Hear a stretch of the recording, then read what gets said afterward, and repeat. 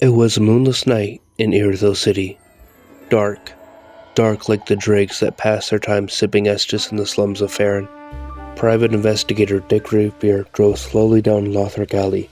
"They're really out tonight," he said, mostly to himself, but loud enough his partner could hear him.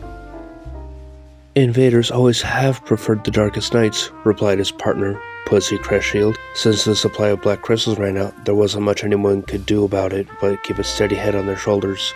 The feeling in Dick's spine told him tonight was going to be rough. "Think we'll find any addicts tonight?" Dick asked as he took a sip of Ashen Estus. "I don't know. We usually do. The dungeon is a good place to check." Pussy's reply was shorter than Dick expected, but he ignored it for now. Soon after, across the police radio, the all-too-familiar message blurted out.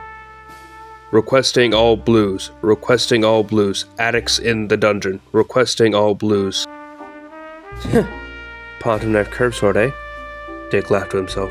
"Your truggers are all the same." He pulled out his trusty wooden mallet. Too many notches from too many invaders to count. "Let's see what you got." The Estus addict swung wildly with 3 straight blows, paused, and swung again. Predictable. The invader's spacing ensured the next blow would fall short, and Dick takes advantage.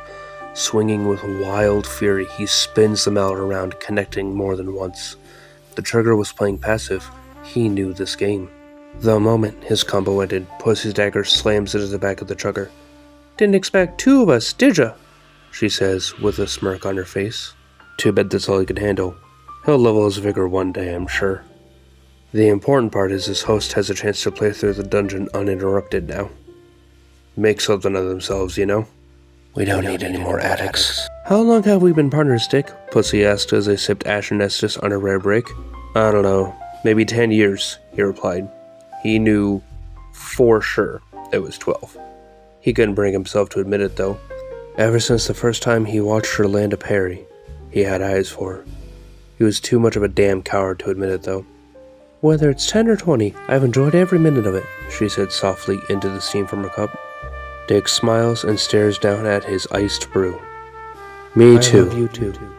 Ironically, Dick was too much of a pussy to tell her how he really feels, so he keeps that thought to himself. Pussy walked down the darkened street, the only light spilling from intermittent lanterns that seemed worlds apart. She didn't care. She believes she caught a glimpse of Dick's true self. The way he would be if he wasn't burdened by the truckers. If he didn't feel it was always his responsibility to take them out. The alley full of thralls would have been enough to deter any normal soul, but she'd been walking this beat for years. She knew this squalid dump belonged to Lady Evangeline, and the cops had paid her more than enough souls to be safe walking even the darkest streets. She tried not to, but her thoughts kept bringing her back to Dick. They called this settlement undead. To Dick's eyes, the only thing dead were the Estus addicts. They just didn't know it yet. He'd seen it far too many times to count. Kids with futures, kids with dreams, all ash now. All it took was one chug of the pure stuff, they said. He'd seen it take half. In times past, he thought he could make a difference. Now it didn't even cross his mind. He was a mess. Yesterday he witnessed a Gru stab a wraith. He didn't even bat an eye. All he could think of was Pussy. Was that smile for him? Was that smile for her? Was that joke just a way to make a connection? Was that smirk a hint toward deeper thoughts? He didn't know. Damn, she was a coward.